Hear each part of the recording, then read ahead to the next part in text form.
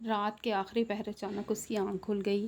اس کا سانس تیز چل رہا تھا، پورا جسم پسینے میں بھیگا ہوا تھا۔ پہلے تو اسے لگا شاید یہ صرف ایک ڈراؤنا خواب ہے، مگر جب اس نے اپنے چہرے اور بازوؤں پہ ہاتھ پھیرا تو اس کے رونگٹے کھڑے ہو گئے۔ وہاں انگلیوں کے جیسے نشان موجود تھے، بالکل ویسے ہی جیسے خواب میں کسی نے اس کا منہ دبایا تھا۔ وہ خوفزدہ ہو کر اٹھی اور وضو کیا اور قرآن پاک کی تلاوت شروع کر دی، مگر اس کے دل کا خوف کم نہ ہوا۔ اسے محسوس ہونے لگا کہ اس کے گھر میں کچھ عجیب اور خطرناک ہو رہا ہے۔ اس کی ساس ہمیشہ اس کے شوہر کی پوری تنخواہ اپنے پاس رکھ لیتی اور وہ حیران ہوتی کہ کوئی مرد کس طرح اپنی پوری تنخواہ اپنی ماں کے ہاتھ میں دیتا ہے۔ شوہر خاموش رہتا اور شوہر کو صرف اس کی ماں 3,000 روپیہ مہینے کا دیتی۔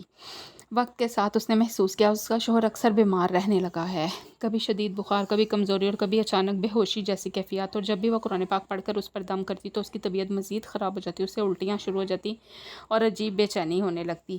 صرف یہی نہیں، ہر کچھ عرصے بعد اس کے شوہر کا زبردست اور خوفناک ایکسیڈنٹ ہوتا۔ ڈاکٹر حیران رہ جاتے کہ وہ زندہ کیسے بچ گیا۔ کبھی بائک پہ، کبھی گاڑی پہ شدید ایکسیڈنٹ ہوتا۔ ہر رات وہ لڑکی اللہ سے دعا کرتی، اے اللہ میرے شوہر اور گھر کو محفوظ رکھ۔ پھر ایک رات اس نے ایک عجیب خواب دیکھا۔ اس نے خواب میں دیکھا کہ ایک کالی خوفناک مخلوق اس کے کمرے میں آئی ہے۔ اس کے ساتھ ایک چھوٹی بچی بھی تھی۔ وہ مخلوق اس لڑکی کے پاس اس کا بیٹا بیڈ پہ لٹا ہوا تھا۔ اس مخلوق نے اس کا بیٹا اٹھا لیا اور اس بچی کو اس کے بیٹے کی جگہ پہ لٹا دیا۔ لڑکی چیخ کر جاگ گئی، مگر وہ خواب اس کے دل میں خوف چھوڑ گیا۔ چند ماہ بعد اللہ نے اسے ایک بیٹی عطا کی، مگر بیٹی کی پیدائش کے بعد گھر کا ماحول بدل گیا۔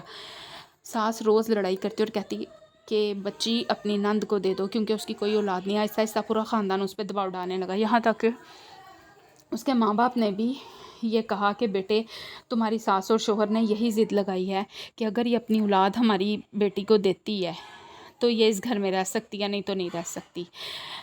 وہ اندر سے ٹوٹنے لگی، ہر رات بیٹی کو سینے سے لگا کر روتی اور اللہ سے مدد مانگتی۔ پھر ایک دن اس کی ساس کے کمرے سے ایسی بات سن لی جس نے اس کی روح تک ہلا دی۔ دروازہ کھلا ہوا تھا اور ساس اپنی بیٹی سے کہہ رہی تھی، بہو اور اس کی بچی کی قربانی دینی ہے۔